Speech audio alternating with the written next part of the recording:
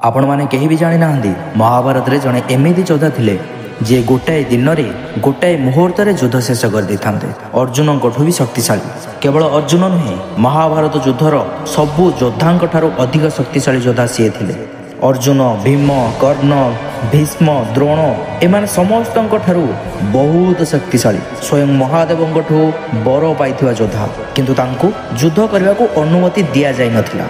हेले काहींकि श्रीकृष्ण काहींकि छल करी ताकु मारिबा को पछैले नहीं जानिबा ए जीवनर मिठा कथार पुराण गाथार मो विश्वक्सेन।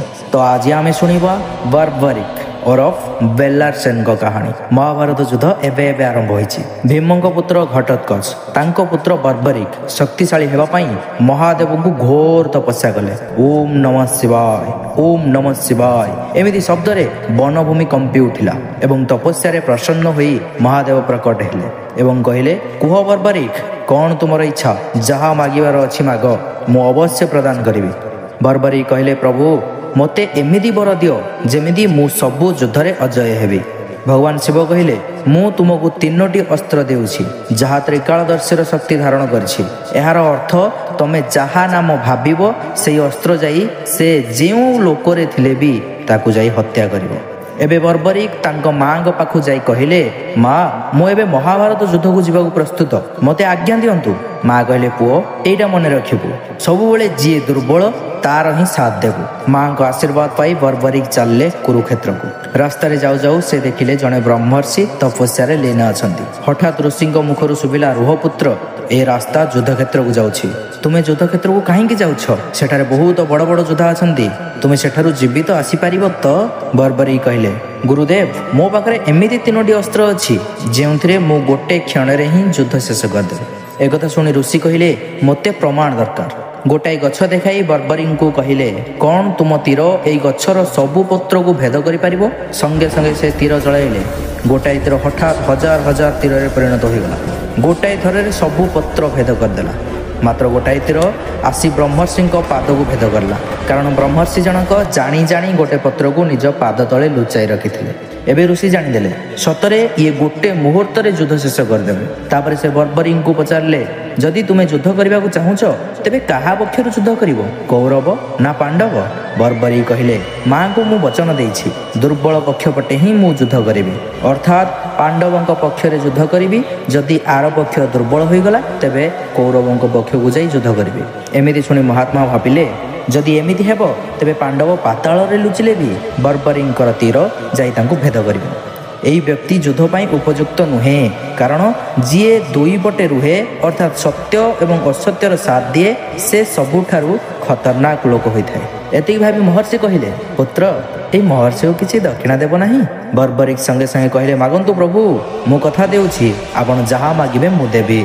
महात्मा संगे संगे कहिले मते तुमरो मस्तक दरकार कौन तुमे देई पारिबो। बर्बरिक आश्चर्य होई पचारले किए तुमे जने ऋषि होई न पारो दयाकोरी मते निजर वास्तविक रूप देखाओ। ऋषि निज वास्तविक रूप को आसिले से आउ केही नुहे स्वयं श्रीकृष्ण थिले। बर्बरिक श्रीकृष्ण कथा आगु बहुत शुणी से श्रीकृष्ण को बहुत सम्मान करती। कहले प्रभु आपण एमिति छल काहेकि कले। श्रीकृष्ण तांको बुझाइले जे बर्बरिक तुमर मां को देइथिबा वचन युद्धर नियम भंग करुछि तेणु मते छल करे ही तुमको निरस्त्र करिवार थिला नहले तुम पितामह अर्थात पांडवंक विजय संभव नुहे।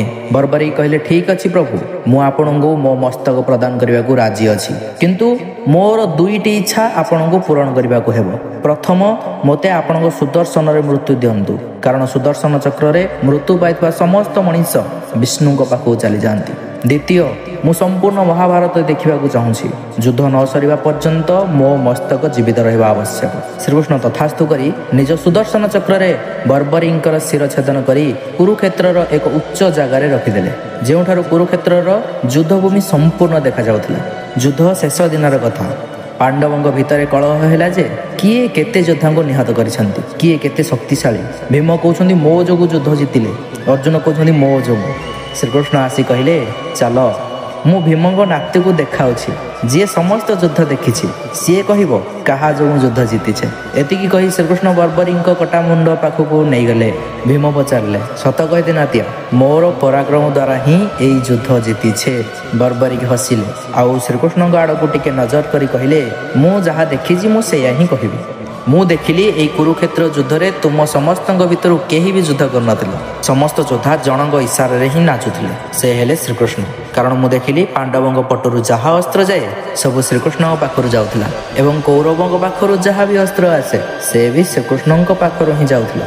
ଅର୍ଥାତ୍ କୌରବ ପଟେ ଯେଉଁମାନେ ସବୁ ମରିଛନ୍ତି ସମସ୍ତଙ୍କୁ ଶ୍ରୀକୃଷ୍ଣ ମାରିଛନ୍ତି ଏବଂ ସେମିତି ପାଣ୍ଡବଙ୍କ ପଟରୁ ଯେଉଁମାନେ ବି ସବୁ ମରିଛନ୍ତି ସବୁ ଶ୍ରୀକୃଷ୍ଣ ହିଁ ମାରିଛନ୍ତି।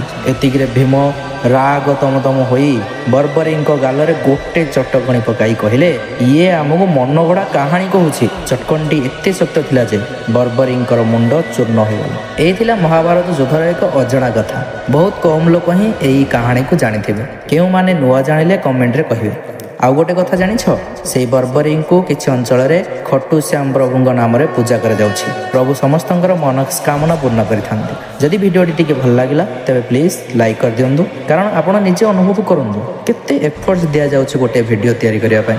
ଆମକୁ 5ରୁ 10 ଦିନ ସମୟ ଲାଗୁଛି ଏଇ 5 ମିନିଟରୁ 10 ମିନିଟ୍ ଭିଡ଼ିଓ ତିଆରି କରିବା ପାଇଁ, କିନ୍ତୁ ଆପଣଙ୍କୁ 5 ସେକେଣ୍ଡ ବି ଲାଗିବନି ଗୋଟେ ଲାଇକ୍, କମେଣ୍ଟ ଆଉ ସେୟାର କରିବାକୁ। ତେଣୁ ପ୍ଲିଜ୍ ଦୟାକରି କରିଦିଅନ୍ତୁ। ଆଉ ଏକ ସୁନ୍ଦର ଭିଡ଼ିଓ ସହ ଦେଖା ହେବା। ସେ ପର୍ଯ୍ୟନ୍ତ ରହୁଛି। ଜୟ ଶ୍ରୀକୃଷ୍ଣ।